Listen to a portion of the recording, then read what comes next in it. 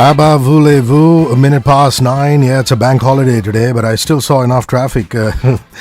So, Mumbai City rolls on the way it does. How you guys doing? A hostage negotiator in the studio. It's a first for me. This is Good Morning Mumbai with Hrishi K. Richard Mullender has a very colourful life and career. Not all of it is entirely safe, I assure you. Here he is, the hostage negotiator. Hi, wonderful to see you. How are you doing? I'm doing very well, thank you. Is this your first trip to India? Is this your first trip to India? My first trip to India. Yeah, having a fabulous time. And nothing ever prepares you for India, does it? Nothing quite. I wasn't quite prepared for the traffic, I must admit. The traffic's been incredible. What does a hostage negotiator do? A hostage negotiator's job is to get everybody out safely, and that includes everyone. I mean, it's the idea is that we come in, we negotiate, and it means that no one dies. And that's our aim, really, is to bring everyone out.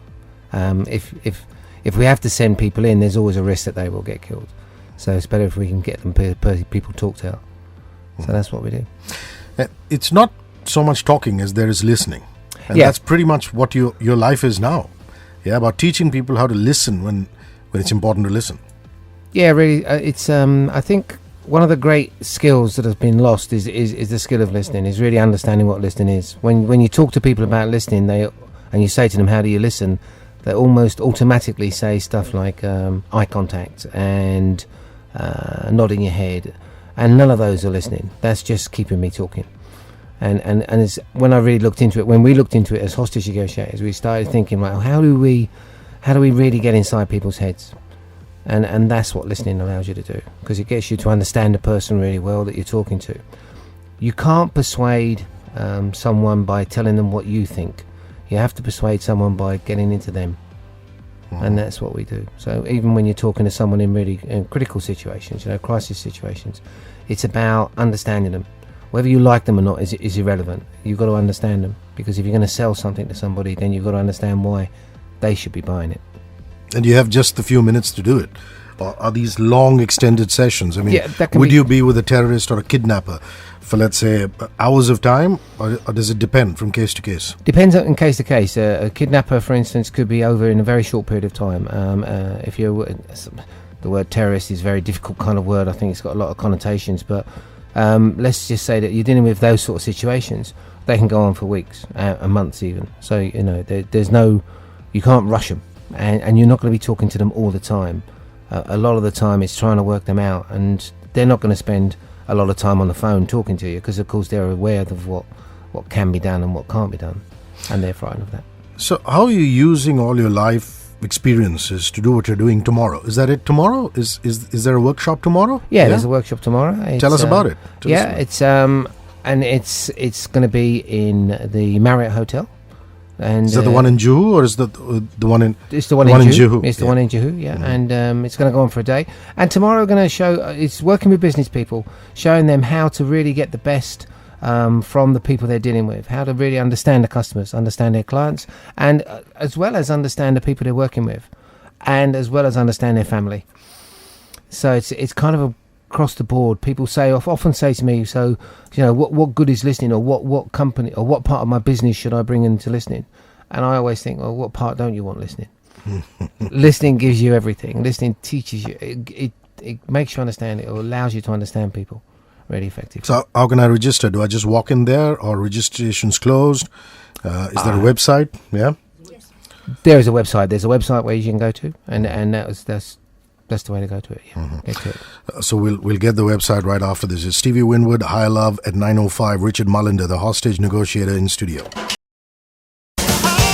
Stevie Winwood, miraculous musician. Remember him? He was with Blind Faith, the supergroup with Eric Clapton. Of course, Traffic, another band that he was part of. And his solo career, sterling solo career. High Love, a Grammy nominee in the 80s. Richard Mullender is in studio. He's a hostage negotiator. It's 9:09. My name is Hrishi K. We're absolutely live. So yes, if we were to register for your workshop tomorrow, what time would that? Where can we do that? Yeah, you can do that at info@speakingminds.com. Info@speakingminds.com. At speakingminds.com. Or you can look at it from on my own website, which is Richard Mullender, and that's MULLENDER .com. And you find it there. RichardMullender.com. Yeah. Excellent. Great. So I reckon you start early in the morning and you go through the day, yeah? Whole day, yep. Start Wonderful. at 9 o'clock right away through till 5. Wonderful. Let's come to some tricky moments in your life, eh? 2004, you negotiated, you were part of the team. Yeah. The listening team, the negotiating team that was involved, the release of 3 UN hostages. Yeah. Was this with the Taliban in Afghanistan? There was partly a Taliban and a criminal group as well. So it was really interesting because we got out there. They'd been taken just after the election, and of course the Afghan people at that stage were very enthusiastic about it. So they liked us, and so they helped us enormously. And there was a lot of bad feeling around them being taken, so which was great for us. But it took 4 weeks of negotiation, and in the end we were lucky enough to get them out. I mean, and they came out. But it was it's a kind of an interesting world to be in the way that you've got to constantly think about what you're going to say the next time. So I should think similar to yourself when you're doing an interview. You're thinking, right, well, what's a good question to ask, and that sort of thing. And we had very little contact with them. There were 3 groups who were claiming they had them, and that made it difficult for us because we had to negotiate with all of the groups, because at the time we didn't know which one had them. Wow. So were you flown into Afghanistan, or did you do it via satellite into Kabul? Yeah, flew into Kabul and then worked from the embassy. Yeah, so we worked out the embassy. Did you have camera hooked up, or was it just audio? It's all done by the telephone. Yeah, Wow. they won't talk. I mean, most of our negotiations in those sort of high-profile kidnap situations, it's all done by telephone. They won't ever meet you. I mean, this idea when you see on TV about all the films where they all meet up in some room somewhere. Like that. No, it doesn't work like that. No. You don't get to meet them. The interesting thing, I think, for the negotiators is that we will never meet them. So even if if we're successful, we'll meet the people and we bring them out. But the actual people that took them, no, we never get to see them. But they'll never know me. I never know them. No. Wow. And this is almost always with a translator, isn't it? Through an interpreter, yeah. Which makes it very interesting because, again, I think a lot of people don't appreciate that interpreters interpret meaning. They don't interpret words. That's right. Lots of things lost in translation. Absolutely, yeah. And so you have to have an enormous amount of trust because you're going to ask them to do stuff for you. And they're going to have to translate your meaning. So they have to work really hard. The interesting thing, of course, is that we use them as machines. Wow. So they're not allowed to engage in a conversation with the person they're talking to. Sure. They have to tell us everything, and then we tell them everything. And because, especially in places like Afghanistan and those cities, because they find out who's doing the interpreting, then they'll actually kill them and kill their family. Sure they will. So it's so for us, they just work through as a machine. Wow. So what was the single most important, or the couple of most important things that led to the release of those 3 UN hostages? Can you put your finger on it? I think public opinion, believe it or not, I think public opinion was very much against them. I mean, it was. I think there was a lot of that. I think also at the time, you've got a lot of the special forces out there and places in those sort of places. So they were kind of sniffing around looking for them as well. So it became quite difficult for them. But I think there was no great public sympathy at that time, so it was in that way. So it kind of it helped us enormously to get them to negotiate or come to the table or have a conversation. Is it really important to understand their motives, why they're doing the kidnapping? What is the reason? I mean, some of it could be anarchy, just getting people so that they can kill them one by one. And there are cases like that. I mean, certainly some of the early cases in Iraq and some of the stuff you see now with ISIS and Daesh is exactly that. It's like sending a message to some extent. So they're going to play it as long as they can and keep that message going. When you're working, but with other groups, either they're looking for money or they're looking for publicity. And so they're looking to kind of let the world know they've got a cause. And some of the causes, you're never going to agree with what they're doing. Sure. But you can kind of understand sometimes why they feel the way they do. So if you go to some countries where they're, all the oil is coming out of the country, and they're not, and the villages where the oil is being dug out of are getting nothing. You can see there's a reason for it. But the reality is that you've got to understand the person you're dealing with. There's absolutely no point. You can't work with anyone if you don't understand their values. Kaushal Nanavati says, fascinating conversation. Thanks very much, buddy. Rakesh Anand Bakshi, I'm glad that your radio's on. You're also enjoying what you're hearing. everybody who's involved with the Save RA campaign, with all those trees, the greenery being cut for the metro yard that's coming up. Yes, we are going to have a conversation at 10 o'clock with Samir, who's coming in from the RA Conservation Group. Rakesh's message, you make me feel like a teen and make my Monday feel like a Friday evening. Thank you very much, mate. More Richard Mullender on the other side of this. You have any questions or comments for him? It's one space your comment and name to 53650. 53650 is the in-studio SMS line. It's at HRISHIKAY on Twitter, HRISHIKAY on Facebook. You could tweet out, you could post on the timeline or inbox, and facebook.com/radio1.mum. Our official page. There again, you could post on the timeline, inbox, and I'll bring it up on the show. If not anything else, I will read out your message. Yeah. This is Good Morning Mumbai with Hrishi K. Well, it is a first for me in a few decades of doing radio, having a hostage negotiator in studio, and this is fascinating stuff. Richard Mullender is here. He's telling me about his exciting life and times.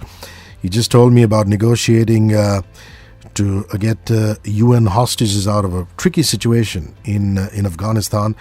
And Chanchal Chandiok, thank you very much. Really interesting and captivating conversation. Really interesting job profile. Yeah, it's a job at the end of the day. Suhail Gunja, a question for Richard. What made Richard decide he wanted to get into this profession? That's a good one, Suhail. Richard, your answer. Prior to becoming a hostage negotiator, I'd been working as the advanced interviewing trainer for Scotland Yard. And my colleague, in fact, called me up and said, will you come over and help us redesign the whole of the course? So there's about 3 courses around the world which are seen as the premium courses. So there's one run by Scotland Yard, one by the FBI, and one by Australia. And so I went across and he said, well, the first thing you need to do is become a hostage negotiator, because if you're going to teach it, then you've really got to do it. And so I became a hostage negotiator and took it from there, really. And it was, I think I was surprised at exactly the same skills. But what surprised me was the level of stress, I suppose, when you're actually doing it. My very first one was a 9th story, a woman who was threatening to jump, and she was stood on a windowsill, and wow. We got talking to her and started talking to her, and she suddenly wanted to come back in. And what was so frightening is not so much that it was great that she wanted to come back in, but the window actually was, if we opened the window, it had pushed her off. And the fire brigade don't go up to 9 stories.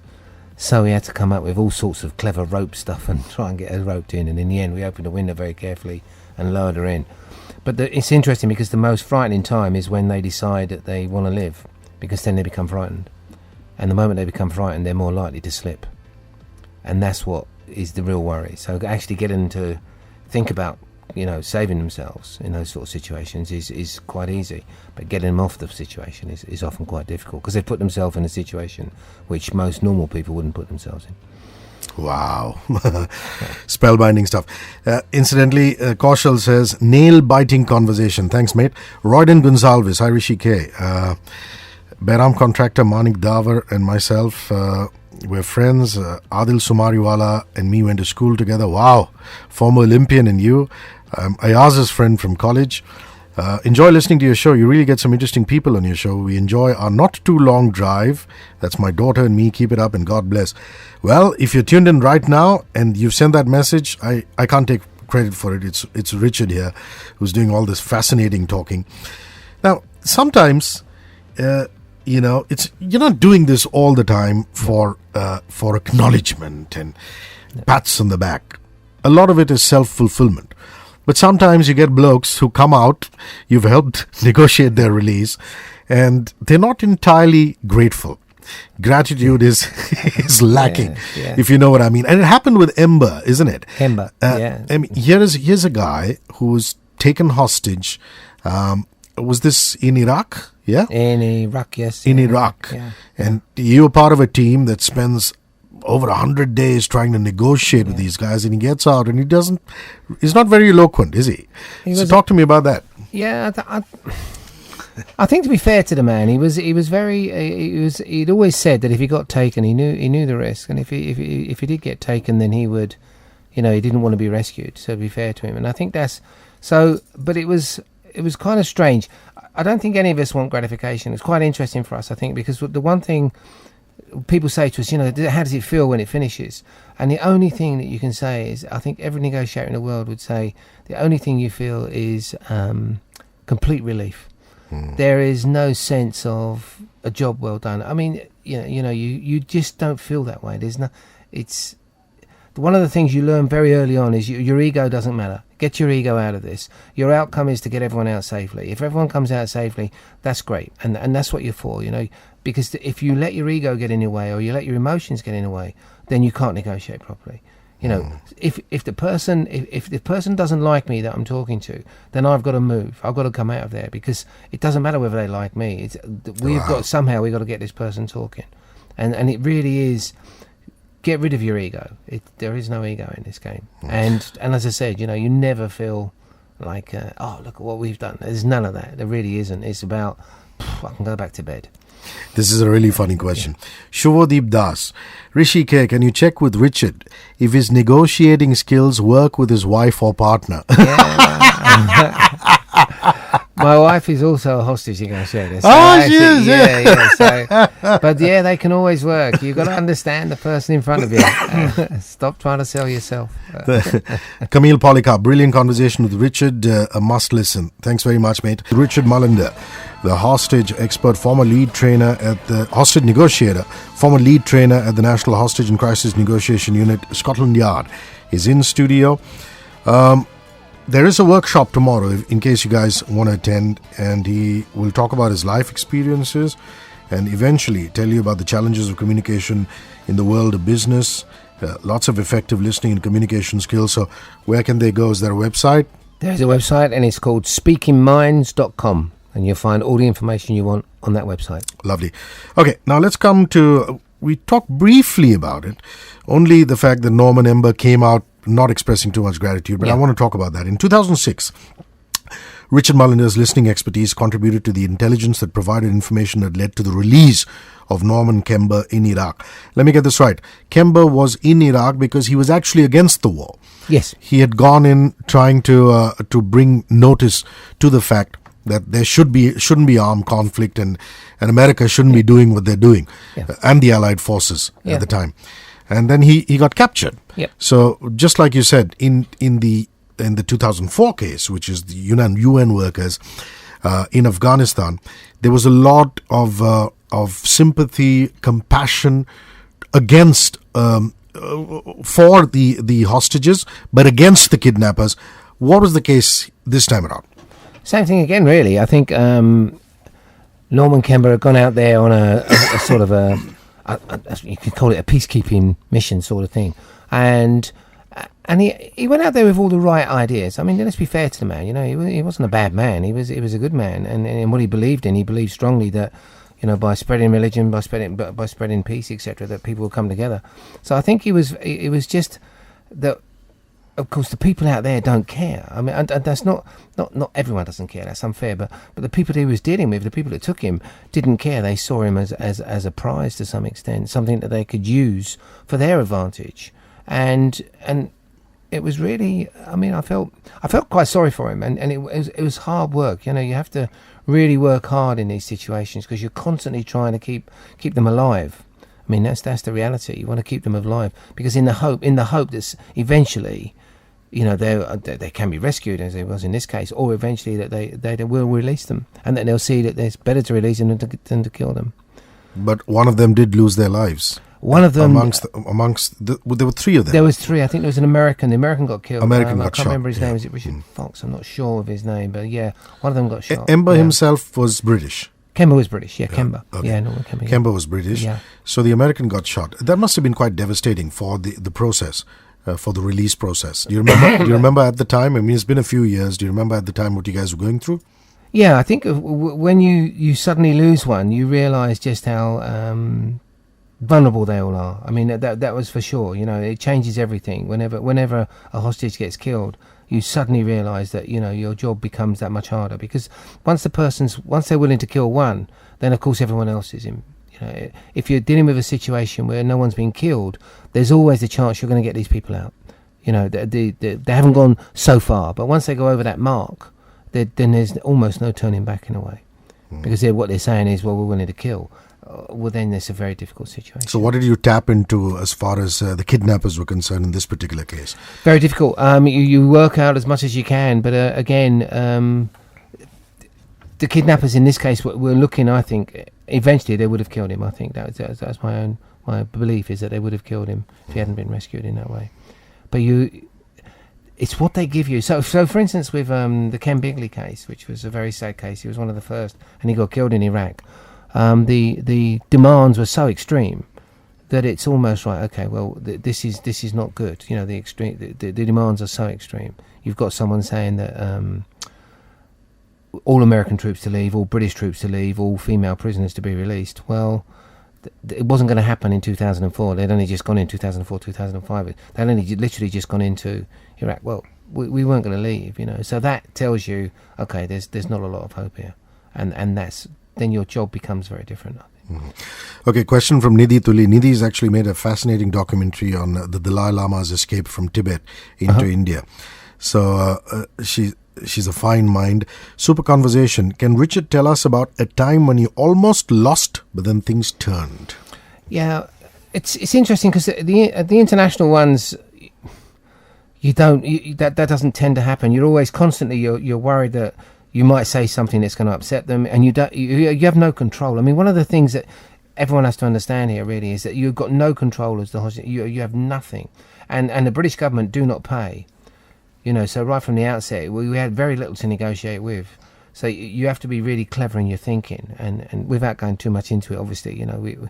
But you have to constantly looking at the side and trying to come in from different angles, doing all sorts of bits and pieces. One particular one, I really upset the person I was talking to. This was a suicide intervention, and to be fair, he really upset me as well. So we weren't getting on very well. Let's put it that way. And at one point, I was thinking, ugh, I don't care. But no, I did care. But and then I thought, get a grip of yourself. Do you know what I mean? And it really is about sometimes when you're dealing with people you don't like, it's very difficult to kind of like them, and it's very difficult to be compassionate. And one of the things as a hostage negotiator, and business exactly the same, if you're dealing with someone you don't like, then you've got to kind of keep it to yourself. Do you know what I mean? But it's not always easy, and as a human being, we're all human beings, so sometimes you meet someone you don't like, you think, well, I don't want to talk to you. And it was a bit like that, you know. But fortunately, I kind of thought, okay, let's remember what you're here for. And so I remembered what I was there for, and about 2 hours later, he came off the roof, which was quite good. This is Good Morning Mumbai with Hrishi K. Richard Mullender, the hostage negotiator. Burgess Bana, very fascinating interview with Richard Mullender. Some very important takeaways. Thanks very much for that. Bhavika, good morning. Vishal Joshi, good morning. Rodney Lober, what's up? Social Vada Pao, good morning. Thank you for all your comments. And if you want to go for his workshop, he's already given you the website where you can register. But there's also a Facebook page where there's some contests going. Would you tell us about that Facebook page? Yeah, that's it's Facebook at Speaking Minds Global. Okay, so you go to Facebook and you search for the Speaking Minds Global Facebook page.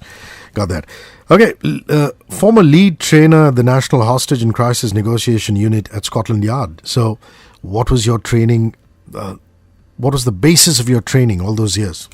All right, so the course itself runs for 2 weeks. So to become a hostage negotiator, you have to do the 2-week course. It starts at 8 o'clock in the morning. It finishes at 11 o'clock every night. So it's a long, hard course. It's designed to be long and hard. During the day, you get the skills input. And of an evening, what happens then is you're put into all sorts of different scenarios, and really tough scenarios. And the people you're negotiating with are hostage negotiators. So you're up against, I suppose you could argue, the best. And therefore, you have to really work hard. The bottom line is this. You start on the Monday, and 2 weeks later on the Saturday, you could be talking to somebody. You could be involved in a hostage situation. There is no practice. There is no easy way into this. You kind of, one day you're not one, and the next day you are. And it's simple as that, you know. You could be talking to a man off a bridge the very next day. And so, therefore, you must have the skills within those 2 weeks. And you're pushed on, and you're made tired. Intentionally, you're made tired. Because most of our calls are 2 o'clock in the morning. Wow. And it's wet, and it's raining, and it's miserable. Yeah. Getting a gunman to actually hand over his weapon, has that happened ever with you or with any of your colleagues? That's another tricky situation, isn't it? Yeah. Again, those sort of volatile situations. These are the ones where someone finds himself in a situation they weren't expecting to find themselves in. So they're normally very volatile to begin with. They're kind of lots of screaming and shouting, and then reality kicks in, and you've just got to spend your time. You've got to keep them calm enough. It's a bit like babysitting somebody, I suppose, in that way to begin with, and then they're not gonna. They weren't there to kill people. Generally speaking, I mean, if you're in a gunman situation rather than a terrorist situation, they're not there to kill people, so they're there to kind of frighten people, and suddenly it's all gone wrong, and of course they get frustrated, they get angry, and they weren't expecting it, and it's kind of like, okay, let's just take it easy, let's just chill it out a bit, and we'll get you out of it, and that's that kind of situation. So, yeah. Sujay Karnad, awesome conversation with Richard. How do you handle the stress? We think our own jobs are more stressful, can't beat yours. What does a hostage negotiator do on time off from duty? They go to the neighborhood pub, do the regular stuff, or some meditation or yoga? Yeah. That's exactly the same. I mean, we are, just human beings. I mean, you're not there all the time. You're not involved in hostage situations all the time, so it's not like you're under constant stress. The stress at the time is you must be aware of your outcome. I mean, I think that's the one thing that keeps you not stress-free, but it does help you in so much as I know what I've got to do, I know what I've got to achieve, and therefore keep your mind on your outcome, keep your mind on that, and then it takes away the stress. It takes it away from you, because I think if you get, oh my God, I'm going to get this wrong, oh, what if I say this, or what if I say that, if you're like that, then quite honestly you're never going to work. You've got to be confident enough to say, okay, I know what I'm doing, I know what I'm trying to achieve here, right, let's get this person out of here, let's get everyone safe, and then take yourself out of the game. Okay, someone with the last 4 digits, 8575. Interesting, scary and tough job Richard has. It requires one to understand the psyche of the person, requires lots of understanding. Well, you pretty much hit the nail on the head. Yeah. So, I believe you're consulting with a TV show. Is there going to be a book? Is there going to be a book? The book is, there is a book on Kindle, which is The Communication Secrets of a Hostage Negotiator, which you can get on Kindle. But and the TV show is going to be interesting. We're still, it's just now, I didn't realise how long it took. We've been doing it for about 2 years, and it's fascinating because you get a writer come along and they start to ask you questions about the sort of things you do, and they make mistakes. So one of the things, if you're stood behind a riot situation, so if you've got a riot going on, or you're dealing with people in that situation, or you've got a gunman and you're stood behind the crowd, we told him that actually we put post-it notes on the back of their helmets, because it helps us remind things. So we forget people's names. Under stress, you forget people's names. So you put a post-it note on their helmet. Wow. But what happened was he seemed to think he got the message wrong. So he said, when we were normally in a room like this where we'd be on a telephone, he thought that we walked around with post-it notes stacked to our forehead. That's funny. No. You can imagine all these hostage negotiators walking around covered in post-it notes. So, but no, I mean it's apparently it's coming out fairly soon. It's called Torch. So but it'll be on. I'm not even sure which one it's being worked on. But yeah. Listen, this has been amazing, and see you soon, and all the best for everything that you do, Richard Mullender. Cheers. Thank you very much.